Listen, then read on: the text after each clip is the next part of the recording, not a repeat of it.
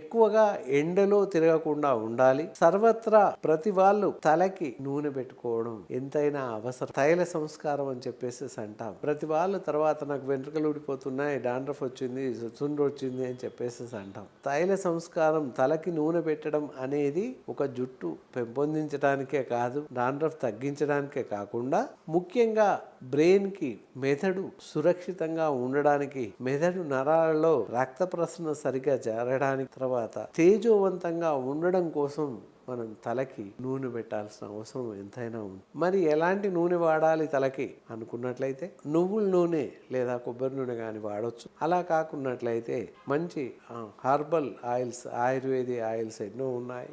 ఏదో ఒక రకమైనది తప్పకుండా తీసుకొని మనం రోజు తలకి నూనె వాడినట్లయితే సర్వత్రా శ్రేయస్కరం. ఇలాంటి చిన్న చిన్న వ్యాధుల్ని రాకుండా ఆపుతుంది. ఇది ఎంతమందికి తెలుసు? తలకి నూనె పెడితే ఒంట్లో ఉన్న విటామిన్స్ లెవెల్లో ఉంటాయని ఎవరికి తెలియదు.